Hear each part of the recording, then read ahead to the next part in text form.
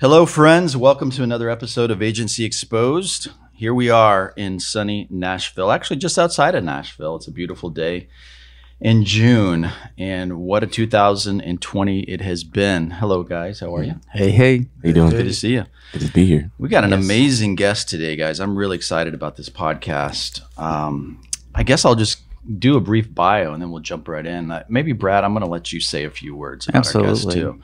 So our guest sitting to the right of me on this beautiful silver table is Mr. Calvin Noel. He runs an agency called Come On Creative, and he's a seasoned marketer. He's been around doing marketing, online, creative for quite a while now.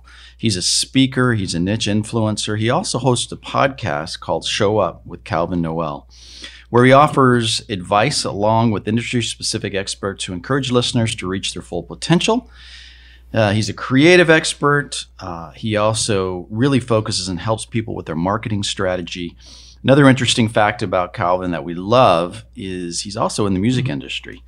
He is a singer and has worked with Grammy-winning artists, including, watch this lineup, guys, Stevie Wonder, Michael McDonald, Tori Kelly, Michael W. Smith, CeCe Winans, Danny Gokey, and the list goes on. He also works with some of those artists in the industry as well, providing branding, marketing, management, and vocal expertise. Calvin, welcome to the podcast. Hey, thank you. Glad to be here. Great. Hey, come on, Bob. Come on, marketing. Yeah. That's right. Yeah, Calvin and I have spent some time together, and we've had just a wonderful friendship the last, 8 or 9 years. Yeah. And we've worked on projects together, and borrowed his mic a bunch of times. he's We're using it right now. We're using it right now. he's a genius in his own right. He's and always love to spend time with him. So Oh, you're very kind. Thank you. yes. So, Calvin, you're here in Nashville as well. You're one of the crew. Yep. I live here in Franklin. I've been in Nashville probably about 17 years. No, wait, 18 years. I've been in Nashville 18 years. And so I'm originally from Cincinnati, Ohio. Came down here to do the music industry. And I was kind of just wanting to hide in the background. Then opportunities arose for me to do singing. And then one door led to the other. And then I started to get into artist management, which I was doing really well. I used to manage a band named Gunger. And it was going really well, but then it's a lot of work, managing artists. And I had a few other artists too at that time. And one of the things that I really realized was that I was really good at marketing of my clients. And I went to school at the University of Cincinnati, got a double degree. Well, I call it double degree because they didn't combine them at the time. I had to take extra classes. So I say I double majored in marketing and management.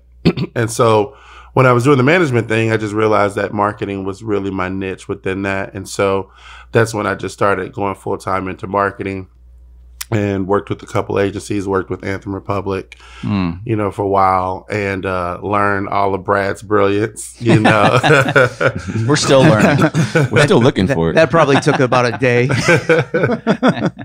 But yeah, Just kidding. But it was really cool. And Brad's always been a good friend of mine through the years. And, I was just trying to pick his brain. And then there just came an opportunity to work with him. And then I worked with another agency as a partner. And then just recently, I just started my own here in Franklin called Come On Creative. And we're a smaller, kind of boutique agency, but we do a lot. And I'm really liking it, but I'm scared at the same time. And so Welcome to the agency life. Yeah, that's what this podcast is all about. Yeah. Is we're bringing up a lot of things I'm scared about every day here. It's true therapy. Yeah, Basically it's very therapy. therapeutic. Yeah. We have a therapy session every You week. one of the things is you actually, before you started your business here, you bounced around some ideas of the name, and I know you even talked to me a little bit about it. Just threw them at the wall and got my feedback on it. And but I thought you landed on something that was so spot on. And so explain to us a little bit about what Come On means and to you, and why you named your business that. One of the reasons that I named it Come On Creative was, growing up in the Black culture, especially like within the church culture, when a pastor or a preacher is preaching really, really good, the people in the congregation will be like, come on, preacher, come on, come on. And so it really kind of turned into this word of encouragement to people to just like, man, when you see something good, you know, I say, come on all the time. So I say it all the time. And it's even on the road when I also travel with Michael W. Smith and sing with him. And I mean, whoever I'm around, they wind up saying, come on. So Michael W. Smith says it every 5 minutes on the bus. He'll ask for, hey, can you hand me the potato chips? Or he'll ask something about potato chips, and he'll be like, come on, potato chips. You know, it's just always something. So he talks to inanimate objects, too. Well, he'll say it all the time. His family is like, oh, my gosh, Michael, why do you keep saying, come on? So I saw that it was very influential with the people that I was around. And so when I was starting this agency, I felt the pressure to become something that I'm not, you know, like my last name is Noel. My mom's maiden name is Brown. And I was like, wow, maybe I'll be Noel Brown, you know, just something very agency-esque. And and then a friend of mine, he works at Nike as a photographer. He was in town and he was like, I was like, I don't know about this name. He's like, why don't you just be who you are? Calvin, I know you as come on. Like, why aren't you saying, come on, Calvin? You know, and I was just like, you know what? I'm breaking the rules. I don't care how it sounds. This is just me. But I didn't want it to be about me, but I wanted it to be about something that I identified. And so that's why it's called Come On Creative. You know, it's funny because you used to say that to all of, you know, when you worked with Anthem Republic, you said that to our employees whenever there was something like you were inspiring them or encouraging them or they did something really cool. But I remember so many times you'd say that to me. Come on, Brad. Yeah. But it wasn't like, come on, get it going. No, get it going. Like you did it. It was. It's really like a high five. Yes, that's great. And it was always. I always felt like so encouraged and almost like proud. Like, oh, thank you, man. You actually. It was such a cool thing. So when you said that was going to be the name, I'm like, of course it is. Yeah, and I'm sure by the end of this episode, you'll hear me say it a couple times. Yes. You'll take it home to your wives. We'll stitch together a bunch of those clips. Can you just do that with my name one time? Come on, Brad. Yes. Come on, Brad. I'm going to show up. Yeah. One thing that you've always encouraged me to do, and I think just because of my personality, I tend to sometimes be an observer and maybe not as participate as much, but you really, man, every time we've been around each other, you've just encouraged me to show up and really get in there and participate and enjoy that process too. So I really appreciate your friendship. Well, I appreciate that. And I learned from you as well. So it's mutual. Yeah. So how before we get into everything that's going on in the world and as it pertains to business and life and culture, how are you surviving COVID? I'm making it through COVID. It's been challenging. I just kind of feel like, man, it just kind of came out of nowhere, and I've seen everything change. I've been fortunate, though. It hasn't affected my business, but I think initially I was wondering, like, oh, no. It has affected me singing and traveling with Michael W. Smith on the weekends, so that's pretty much gone. But it hasn't affected, you know, my marketing agency. So, and I'm really, really grateful for that. But, you know, you kind of go stir crazy being at home all the time. But I will say this, though. I think COVID really gave an opportunity for the culture, for faith people, for everybody, because what I really believe happened was the playing field was leveled. And so I have the same opportunities that Ellen and Oprah have right now. They have their phone. I have my phone. We all have the same opportunities to reach the same people in the same way. So I looked at it as an opportunity to grow because I'm like, oh, we're on the same playing field right now. You can't go into the studio with the lights and the cameras, the things that I couldn't probably afford to do. And I can go online on the internet just like you. So I started to see it that way. And I felt like this was an opportunity to reshape culture versus rebrand it. It's kind of like, I use this analogy of when you have a tree and you cut it down, and I mean, when you have some wood and a tree and you cut it down and you call it timber, you just rebranded it. But if you have a tree and you reshape it into a cabinet, you've made something out of the tree. But I think a lot of times we'll do something and we'll just call it something new, and we didn't really allow it to reshape. We just renamed it. You know what I mean? And so that's kind of like what I've been seeing is like, this is an opportunity to reshape our lives, to reshape our culture. And that's kind of, come on, Bob. So that's kind of what I've been really embarking on. Like, man, this is an opportunity to reshape the culture and reshape my business and reshape my personal life. And so right after COVID, then you had all this racial tension.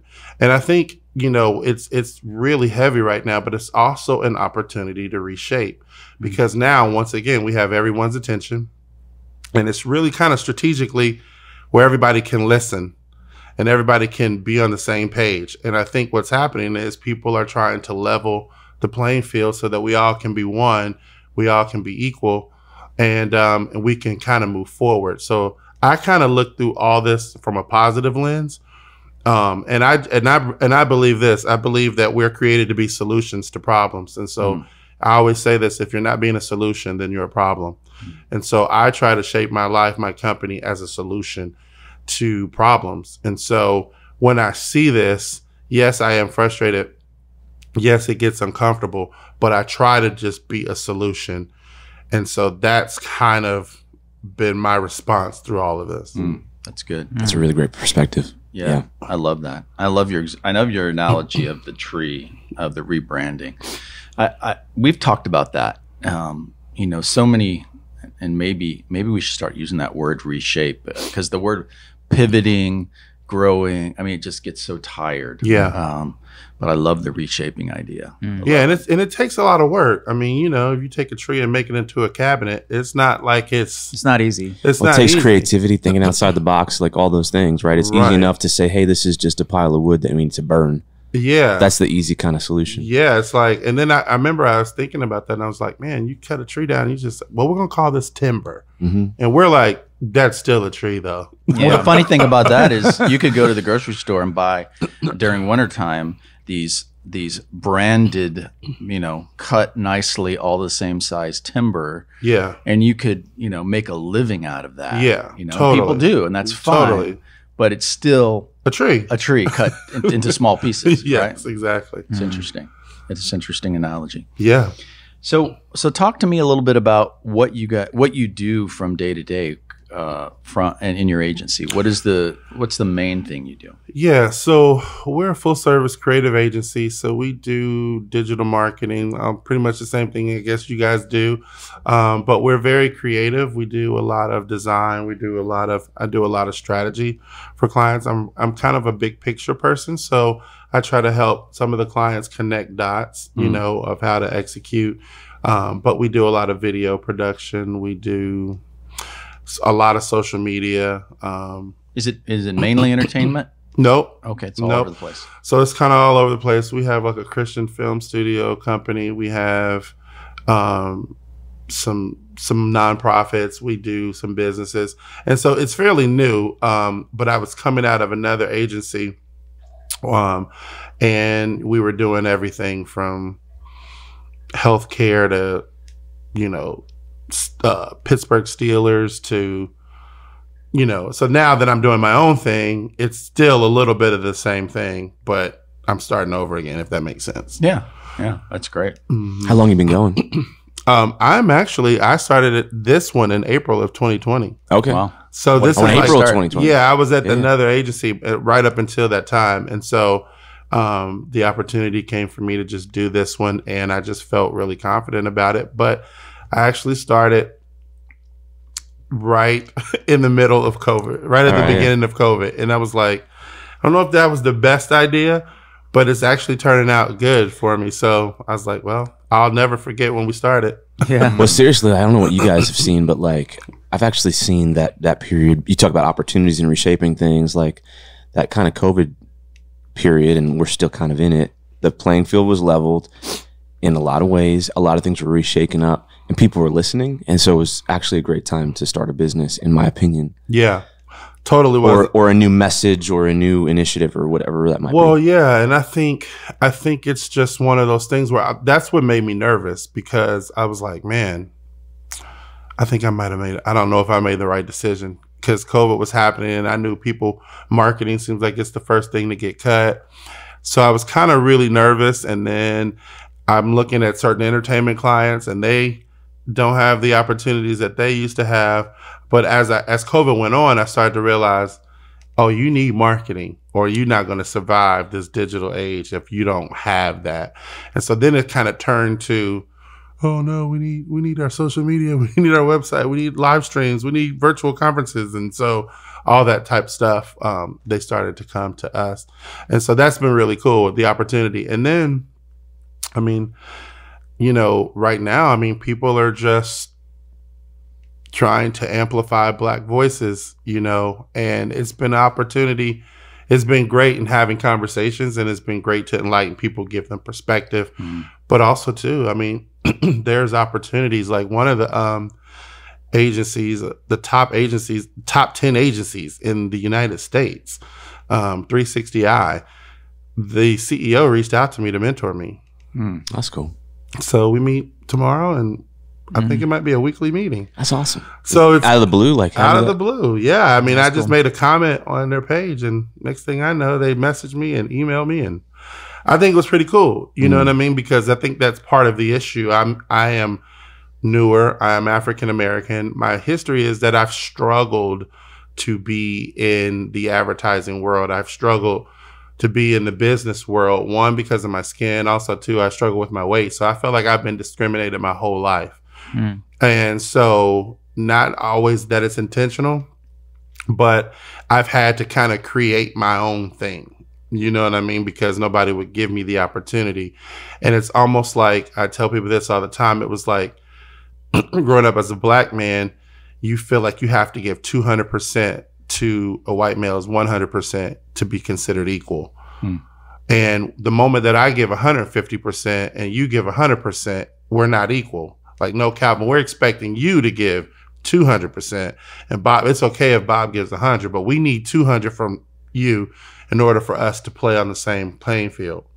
So that has been really hard, because I've seen myself, you know, as I grew up as a child, your parents would say things to you like, you're going to have to work hard and bust your butt, because the culture, or they would say the white man's not going to give you this opportunity unless you go to school, and you got to do this and you got to become this. When I walk into a room, I have to be like, hi, my name's Calvin Noel. Nice to meet you. Thank you. I have to be that guy. And I think I'm just, this year and the last year, I'm just tired of it. Like, I'm just going to be who I am, and you can take it or leave it. And that's why even I named it Come On Creative, because that's just who I am. And so if it feels a little urban to you, we're good. That's what I want you to feel. You know what I mean? I don't want to be Noel Brown, you know, Incorporated, you know. So so that's kind of like, you know, a little brief history. And I've been trying to be a bridge builder my whole life. You know, I go to a predominantly white church, and I live in Franklin. And I just been trying to be a bridge builder in the community.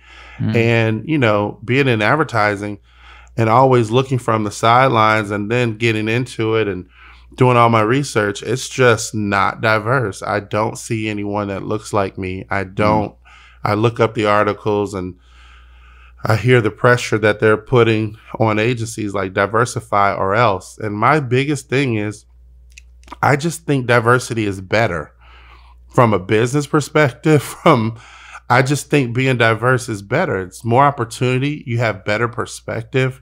It's the way to go. I mean, I think the world sees it. You know, we're not just making sandwiches for white people or sandwiches for Black people. It's sandwiches for everybody. And we're intentional about how we reach everybody, because they all have the same money in their pockets, you know? And so, but I think a lot of people haven't embraced that. And so my goal and hope is to give solutions to people and give people on-ramps for change, you know, as this topic. Do you feel like it's, this is something I ponder a lot. Like, do you feel like it's resistance, or it's just not being educated around the advantages of it? Oh, like you said, you know, like there's resistance. I don't know if I want to say who. You don't have to say who. I'm gonna give you an example of something that has happened to me. I won't say the name of the company. I should say the name of the company, but I think I'm not going to, just because we're better than that. Yeah, we're better than that. So there was a company in town, big company. This was even before I worked in an agency. I applied for a job and got like 4 or 5 interviews. And they just told me, they said, man, they called me back and said, hey, we just wanted to call you. And keep in mind, I was referred by a senior vice president. So it was a senior vice president that said, you need to talk to Calvin. Calvin would be great here. And he works there. So I go through these interviews. So then they just call me and say, hey, we just don't want to keep leading you on. We want to tell you that, first of all, your skills are amazing. And I'm like, okay, what are you going to say? They said, but we just feel like as a whole, you don't fit the culture. And so I was like, what? What do you mean I don't fit the culture? Like, I thought it was about skills. So you just made a sentence and you left it blank and you want me to fill it in. Now, I'm not going to say, I mean, I don't know what else to fill it in other than I thought you get hired because of your skills. Either I don't fit the culture because I'm black or I'm overweight or I don't know what that is, but it didn't feel fair, you know? And so it's just one of those things where you'd be like, wow. And those really hurt, like, you know, and so it's always been that, like, I can create a great resume, but then you walk into the room, it's like, you know, and so you kind of get discriminated. And so that's why, you know, I love people like Brad, because they would see something in me before I saw something in myself, and they would give me opportunities to just sit and learn and watch and look under the hood. And, you know, and now that I'm getting opportunities, I'm just really passionate about helping other people have those same opportunities, because they just don't exist in the ad world. They just, I mean, they don't. And then these big ad agencies make these commercials and they screw it up. You know, Dove washing black skin and all this stuff, and Gucci ads and all these different ad companies are doing these ads incorrectly about diversity. And they're in the media. I mean, the world is just so mad at them. But I look at those agencies and I say, if it was diverse, it wouldn't have happened. They would have caught that. If I was working at an ad agency and something that was kind of racially insensitive, I would have said, hey, I just want to let you know, you probably shouldn't do a soap commercial washing a black girl's skin and she turns white. I wouldn't do that. You know what I mean? But I don't think, because it's not diverse, you don't really catch the perspective. Yeah. Wow. So. Yeah, that's good. I can't tell you through the years how many times, you know, I used to not be this way, and thankful somebody pointed out to me, and I was able to integrate it into my agency and other things. To Ken's point, I do think on the other side of the coin is, I think for many there's an unconscious ignorance. So for instance, time after time I would always be saying, that creative looks great, but can we add some diversity into it? And they're like, oh, I didn't even think about that. Yeah. You know, it's a picture, it's a photo of 10 white people having fun, you know, at the beach or, you know, at a store or whatever. And I'm like, well, there's no diversity in it. And I think there's an unconscious ignorance of like, well, these people look like me and I'm not thinking about it. And I think, if anything, one of the things that has changed in the last few years, and especially the last month or two, is there's now, no one can say I have an unconscious ignorance. At least there's an awareness of saying, in the creative, in ad agencies, I need to be representative of what the country looks like, or what this demographic looks like. Exactly. Yeah. I mean, that's the dilemma. And I always say this. I say this to my clients, not even about racially, but I say this to friends. I say this to my church. I say this to everybody. You have to look at your life and you have to look at your culture, and you just have to ask this question: who's missing? Because if we want to reach, let's just say, the young generation, and we're all middle age and older, you know what I mean? We have to say, well, who's missing at the table? We don't really have anyone 18 at the table. And we do it with age. We need a young guy to tell us how to do TikTok. We need an old guy to tell us about AARP or whatever. And we do that with age, but we don't really do that with culture.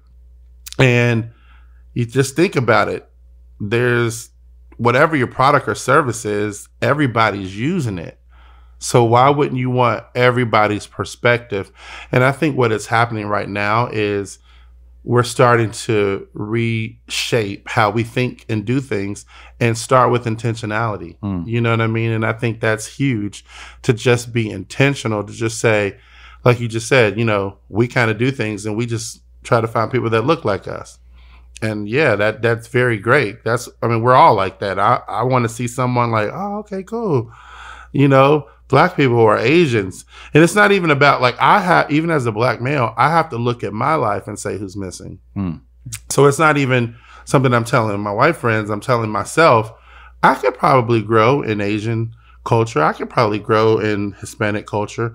It's even when I sing or I'm leading worship or doing something, would it hurt to sing the last chorus in Spanish? It's only a few words. Let's try it, because you just never know. I mean, sometimes you can diversify your sound versus diversifying the people that are singing the stage. You know, I've seen, you know, white people at church do a Stevie Wonder song or something, you know, a little urban, and there was nobody there at the church that looked like me, but that sound was something that I could identify.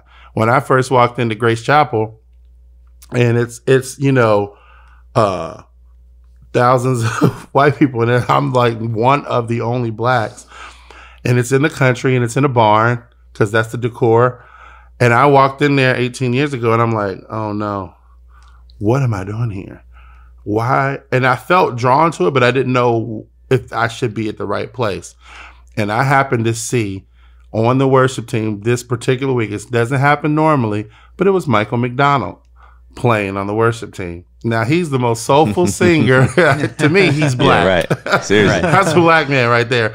But it was enough. It was an on-ramp for me, because it wasn't the skin I was looking for. It was the sound. It was like, well, I know he's soulful. And if he likes this place, there's some common ground. And so that's what made me start going there. And then I got to know the people. And then I was like, man, this is perfect for me. So I think it just takes intentionality. And that's what I'm hoping to encourage people to do. I think you bring up a really deep point, and I don't want to be insensitive in saying it, but it's way beyond the color. Yeah. It's like into the culture and the story and the backgrounds, and you can be of different colors and have a similar culture and background. Yeah. And so I almost feel like not sometimes, but I feel like it's too naive to stereotype just based on the color, because I'm white, but I grew up in Queens and Brooklyn. I went to a Black church my whole life. Yeah. And I sang Boyz II Men and Brian and I, and we can get going on up in here right now. And most of my life I thought, you know, that was my culture, and it still is part of me. And I guess my point is when you mentioned, hey, I have to walk into a room and be like, hey, hello, my name is Kenneth. Like, that's not me either. Yeah. And I feel that same thing. And I'm not saying it's the same. All I'm saying is that I hope that, you know, I think sometimes, especially in times like the last couple of weeks, I feel like it gets simplified and oversimplified.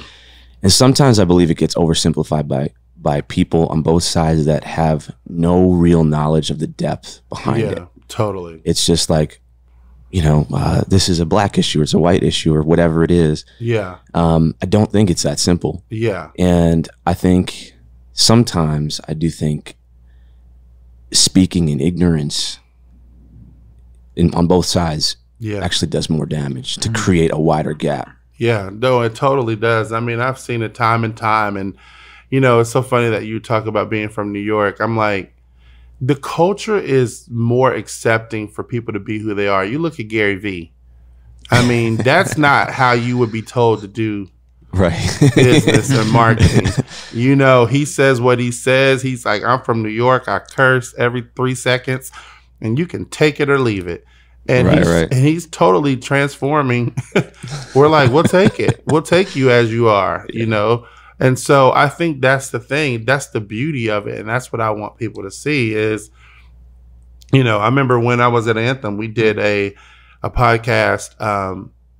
I did a podcast at the University of Texas in Austin. So they have like the top advertising school in the country, and went down there, talked to the students, and it was their that it was on diversity. And so they do a lot intentionality around diversity. And so I had a Black female student, and then I had 2 Asian students, you know, and we were having this conversation on colorism. And it was amazing because I started to see other perspectives. I started to hear the Asian girls say, you know, I don't really feel comfortable in our culture. We're told our eyes aren't pretty and that we need to do something with our eyes and have surgeries so that our eyes aren't slanted. And that's the pressure that I feel. And I'm just sitting there like, this is unbelievable, this whole colorism thing, you know. And here's the deal. I mean, not to really rabbit trail, but I mean, we're in advertising. We see colors and palettes, and the light colors are considered good. Like day is light and night is dark, you know. So there's just a natural connotation that's not even racial. It's just light is good, dark is bad, so to speak, you know. And so I remember there's this thing on YouTube. I have to find the link, but there's this test that they did with Black and white children, kids all under the age of like 3 years old. Yeah. And they had a bunch of babies, white babies and Black babies. And they would ask all the kids, you know, who's the good baby? And the Black kids, the white kids, the Asian kids would always point to the white baby doll. All right, now show us the bad baby. And they would all point to the dark one. You know, and so it's not that, I don't even think they've been taught that. This is just something how we see color. And I just think it takes a real intentionality from an early age. I mean, because kids, you know, I know people say we don't see color, but they do see color. But they're okay with you being white, Asian, Black. Like they're okay with that. And I think it takes intentionality as they get older. After 5 years old, you could say one thing at home, but they're spending the majority of their time at school. So those people at school are influencing your children. You know, culture is influencing your children, brands, advertise. That's why it's so important for us to be diverse, because we can shape the culture through marketing and advertising. And that's the part where I'm like, I got to get my foot in here and I got to open this up, because we are the gatekeepers for the culture. We can promote TikTok. We can promote the images, the commercials that you see. We can strategically, because we study consumer behavior, we know what people want, what they're looking for. We do the research. We are the media companies. We are the news. We can tell you what we want you to think. We can project that on you. And until it gets more diverse, you won't really see the true perspective of what this really could be, because everybody kind of has an agenda. And so I think for me, my goal and my hope is to bring change within the ad agency world, you know, and just diversify. Because like I said earlier, it's better. It's just better to me. So I don't know. What kind of suggestions would you give to us, as well as other agency owners or leadership that might be listening? Like steps that we can start to take. Well, the first one is look at your team, your board, and ask who's missing. I mean, that could be, wow, we are an all-white agency. And it doesn't mean that you have to go and hire someone Black, but it's just being aware that we're lacking, and it opens your radar, you know. And a friend of mine said something so good. There's a difference between consideration and quotas. Quotas are, man, we need a Black person, we need an Asian person. You know, that's multicolored. That's not multicultural. Multicultural is living life with those people, doing, you know, having friendships, relationships that are multicultural. Multicolored is, I just need a token. Right. And nobody needs to be genuine. It needs to be genuine. And I think the thing that helps people is it's an amazing feeling to be considered versus a quota. You're not having me on this podcast because you're taking inventory and having a quota of, like, we never had anybody Black on it. You're asking me because you consider me and you consider my voice. And it's an easy ask for me to say yes. It's easy for me to agree to do it. because you considered me to be on this when you first started. We've talked about that. So that feels amazing. Does filling a quota to you, I know my opinion of it, but does filling a quota feel insulting almost? Does that, do you see what I'm saying? Yeah. Like, talk about that. It can feel insulting, but at the same time, I'll take it. I'll take the opportunity because that's what we're looking for. But it's not enough. Yeah, it's not enough. Or it's not even not enough. It's just not good. Yeah. Like I had one lady. The wrong approach. Yeah, there was one, one of the things was I get very frustrated on Martin Luther King Day, and I get very frustrated on Blackout Tuesday, because I see everyone blacking out. Right. And it just really kind of turned into a paid holiday for people to just say, here's my post, here's my protest, and there's no really change. Or if it's Martin Luther King Day, we will go and Google a Martin Luther King photo and we will post it. Versus next year on Martin Luther King, just highlight the person that you hired. Yeah. And I mean, it could be stuff like that where you're showing people, and I believe you can show people better than you can tell them. Right. And so I think it's asking that question of who's missing, and really you got to know that you can do it. Like it's not, because this is very overwhelming right now. It's very overwhelming. And there's this quote that I love, and I live by this quote. But it says, start with what's necessary, then what's possible, and suddenly you're doing the impossible. And to me, if you break it down, just what's necessary right now. Some people, I just said, you know what, I got to use my platform and my influence because I have so many diverse relationships that I just needed to speak up. And I started to speak up on my social media. And a guy with a company here in Franklin, he called me and just said, hey, I don't even know what to do. Don't know what to say. I don't know where to start. He's just like, maybe you can come in and talk to my staff. I was like, that's a great idea. So this week I did a whole training with his whole company and just having the conversations.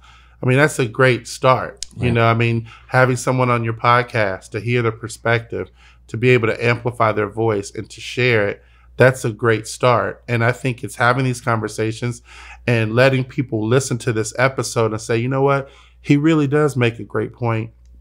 I am going to go into my staff and see who's missing and see what can we do as an agency. I mean, there are people that are trying to make it, and then I remember there was somebody that I wrote, because for me as a black man, I'm like, okay, well, so we have everybody's attention right now? And that's kind of like in my mind, like, so everybody's blacking out, huh?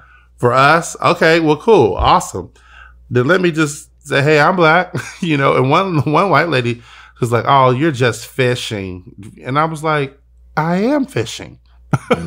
Like, you're exactly right. I'm looking for the opportunity, especially within advertising, because we just don't get them. I'm seeing it happen. Don't get me wrong. There has been some progress, and there are black people that work in agency worlds, but they may not be the leaders. But you may be cool when BET calls us and BET needs a commercial and we need your perspective, but we're not at the table for this or for that.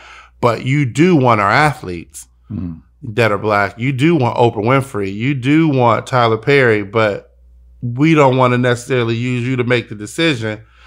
We just, and so I think that's the part. I study all the agencies. If I'm in town, I'll go to Wieden and Kennedy in Portland. I've walked in there and I'm like, oh my gosh, this is freaking amazing. I'm seeing everything, and they did a good job during Black History Month. I mean, they had things on their walls, they had conversations they scheduled throughout the day. I mean, it wasn't just let's post it on our page. They were doing something within their big agency internally, which to me, walking in, I was like, man, that's cool. Like, you thinking about it, and so it's just doing little things, versus trying to change the whole thing. Just start with something small. That's a great point. That's good. That's a great point. Why do you think, I'm sure you have lots of opinions and we could probably talk about it all day, but I have black friends that own agencies, but 9 times out of 10, they are focusing on the urban market. Like, all right, we need, the Duffys, right? Good friends, Michelle and Kendall, and, great successful agency, but it's when, okay, we need to reach the urban market, so let's call them. Right. Versus they're a really good agency, let's hire them to do other things. And I think they've intentionally focused on that market, rightfully so. Yeah. But in your opinion, what do you think has happened, and why do you think that is? Is that there's just to be a lack of diversity in agencies? Well, to comment on your point, I think how they thought, there's no opportunities for me to do the big ones. But because I'm Black, I feel like when I first walked at Anthem, I was like, well, maybe me being Black will allow me to get the urban market. Because I'm like, that's all they're going to probably use me for. So let me become the niche in the urban market, because they probably don't think that I'm good enough to do Coca-Cola or IBM or whatever. It's like, let me kind of focus on BET, because I know these white people are going to need BET, and I know they're going to try to do something. And because I am Black, let me try to focus in on that versus being considered as an option or just to get opportunities to submit an RFP just because I'm in agency, just like you're in the agency world. But I think there is this thing of we're trying to find our niche. We're trying to find our place, and so it's easy for me to it's easy for me right now to make my agency be the diverse agency. Now, I like that, and it is an opportunity, but I'm just trying to create opportunities. If I'm really, really honest, I'm very confident of what I can do. But I'm also very insecure because I've never seen it at that level. So I want to hide behind something safe. Mm-hmm. But really, I want to be able to say, I don't care who you are, I can help you as a brand. That's what I really want it to be. So do you feel that once our culture starts to see that, where Black people are in the leadership, it's more common that would help all the confidence level? I think it totally does. I mean, I think it's that thing of, like I said earlier, you become what you see. Yeah. You know what I mean? I mean, here's the deal. And this is just my take. So I don't want people to say that I'm speaking for all Black people. I'm speaking for me. But I do think this kind of applies. When I said earlier, we have to give 200% to a man's 100%. If you look at the culture, basketball, football, tennis, Venus and Serena, Tiger Woods, there's something in us that, because we've been so pushed down, that we want this extra. We just can't talk like you. We need it to be more. We got to be incredible.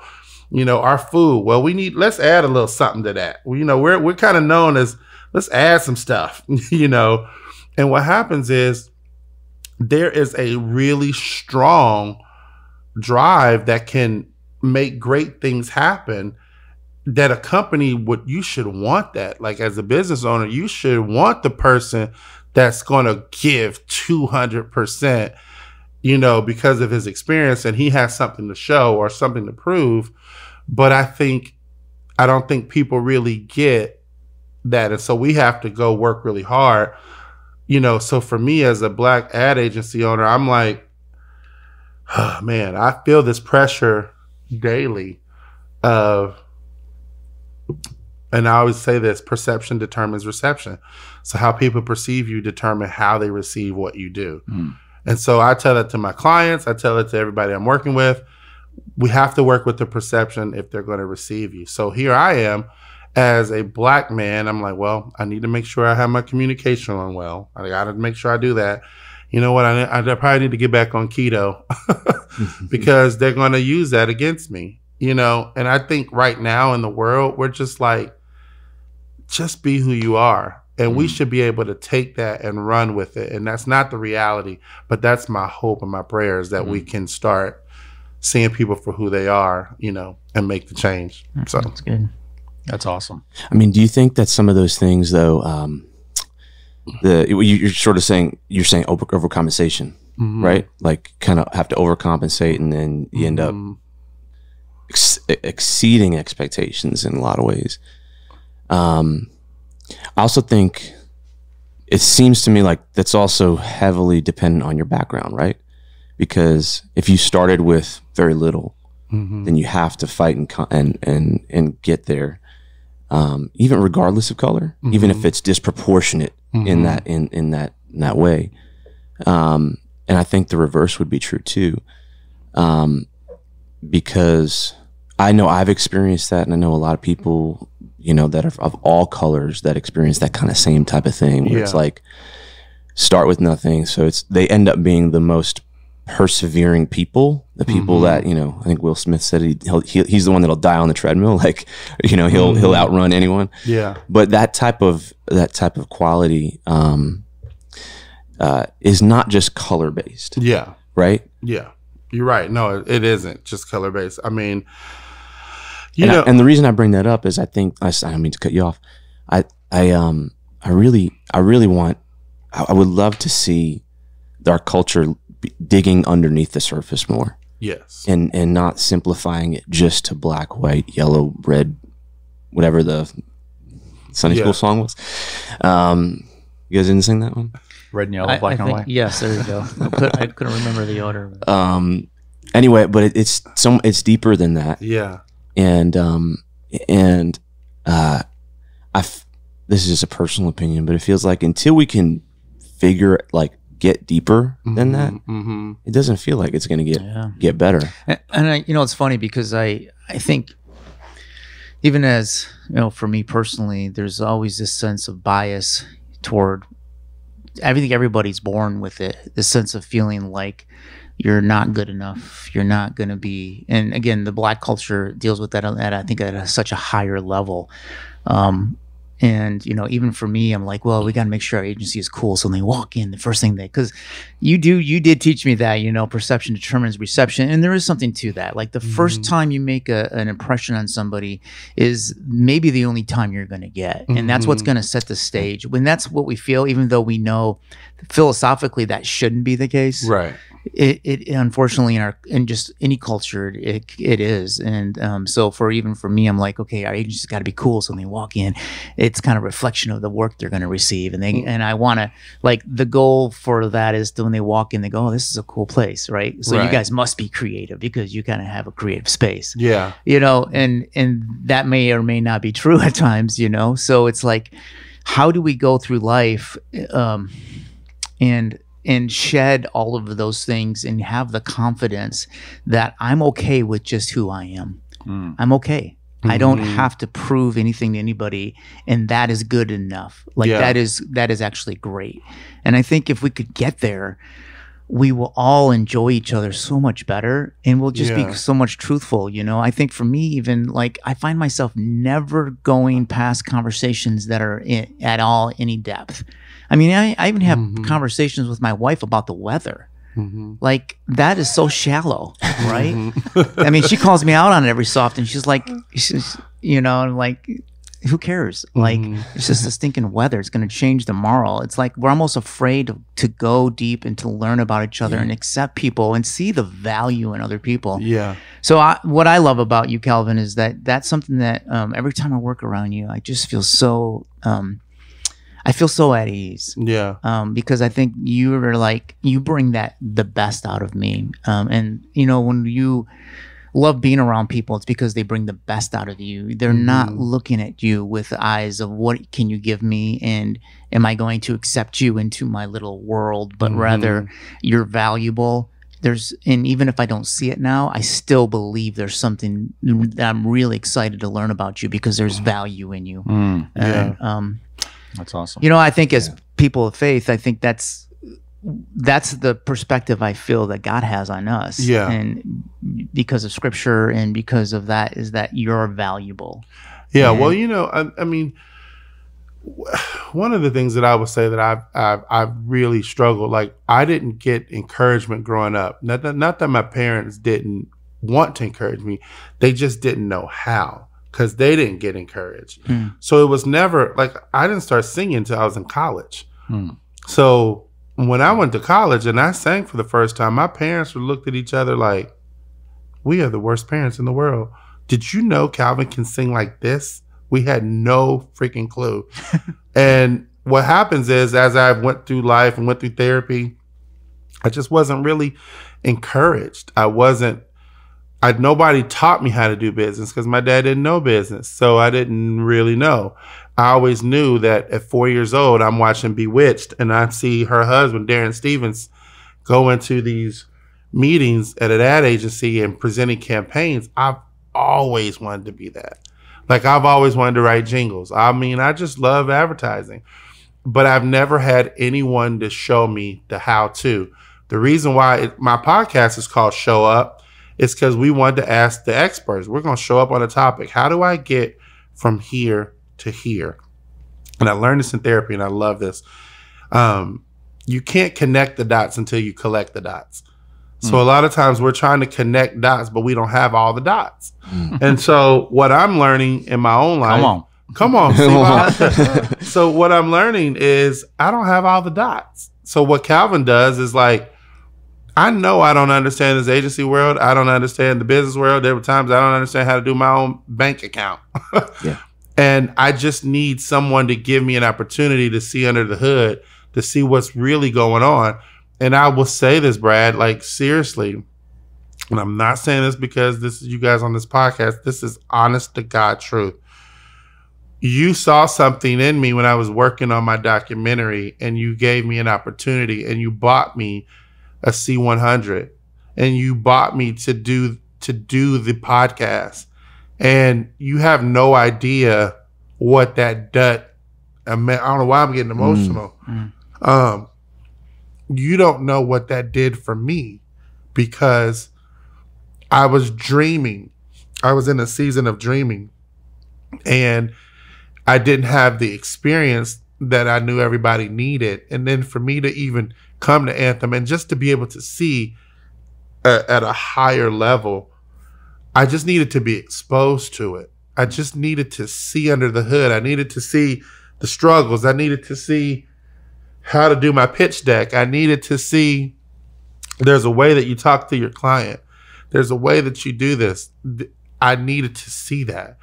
So then I go to another agency, and because of the example you set so high, it created tension at the other place because I was like, this is not how this is. This is the standard. Bradshaw showed me a standard, and I really aspire to be at this standard. So then it makes me say, you know what? I just need to kind of create my own. But at the same time, I'm still don't know it all. And people can listen to this. And I'm telling you honestly, like I'm new just like the rest of the people. I know that I have potential. But my biggest thing was this year, you know how you start the new year's like, what's my focus this year? What am I going to do? And I'm a huge Oprah Winfrey fan. And I feel, if I'm honest, and this is not being arrogant, but there's something in me that feels like I'm a black male Oprah Winfrey waiting to happen. I just don't know when. I don't know how. I don't know what that is. I don't know about if it's a talk show. I don't know what it is. But there's something how she used her platform to better people.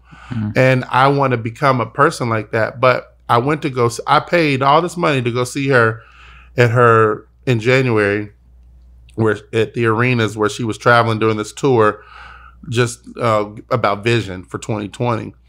And she said something that just changed my life because I was really figuring out, like, what is 2020 going to be for me? And she said, I want to encourage you this year to bet on yourself. Bet on yourself. She said, that's the one thing that I did. I bet on myself. And she said, when I started my show, they didn't think that I was going to do well.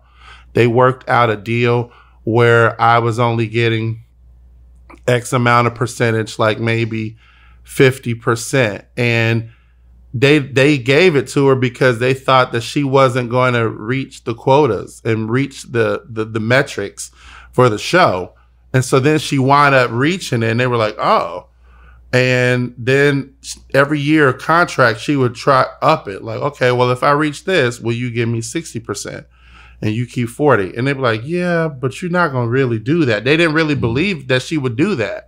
So then she said it really ended where during the last years and stuff of her career, she got 90% and they got 10. And she said, I'm telling you what I know. Bet on yourself. Mm-hmm. When nobody else will bet on you. And that's for anybody. That's believe in who you are. Believe that God made you the way he is. And if people love you, great. And if they don't, I'm kind of like, fine. You know, that's why I love Gary Vee. Because I'm like, you know what? You can love me. You can take me or leave me. I don't care. Because I know I got the internet. I can make this thing happen the way it needs to happen. It may take me a little bit, but I know that I can be heard and I can be valued and I can be seen. And I think at the end of the day, that's what Oprah said. Everybody's looking for validation. Everybody's looking, do you see me? Do you hear me? Do I matter? Does what I say do you even care about that? And so that's why you'll see the Black Lives Matter, because we're all looking for validation. You're looking for it. I'm looking for it. Oprah said this so good. She said at the end of her shows, she said she looked after 25 years on the air, she said everybody from Barack Obama to Beyonce to the presidents, whoever, after every interview, everybody said, did I do okay?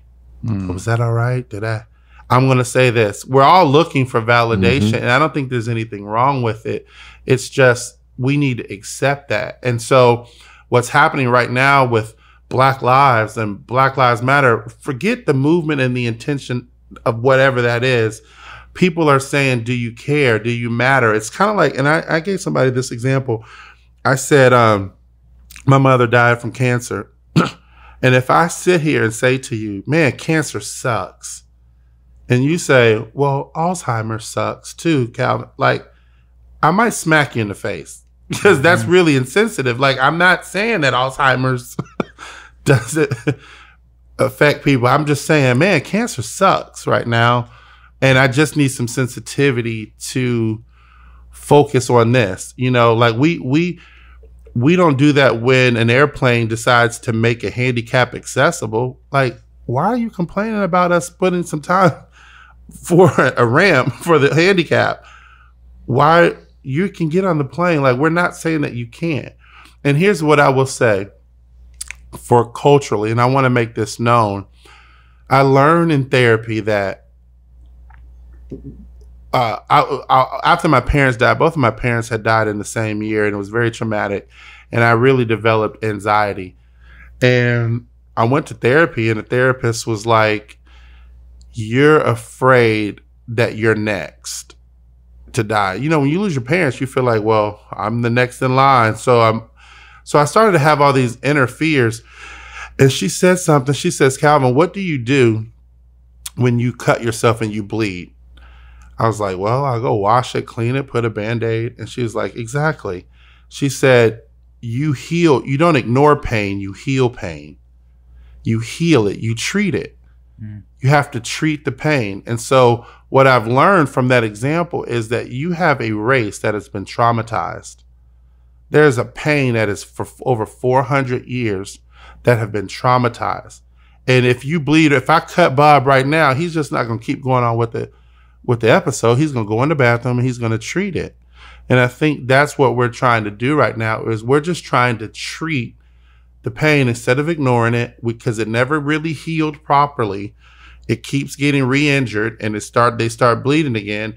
And I think what people are doing now with the intentionality is we're treating it. We're nurturing some of the pain. And so that's what I hope, and my prayer is that people listen to this can just identify with the space of, you know, we need more empathy. We need people to get into the pit and use your experiences. Like, hey, Calvin, I don't know exactly what it is, but I did kind of grow up in Brooklyn, and I'm here with you, and I never met you, but I do like Boyz II Men.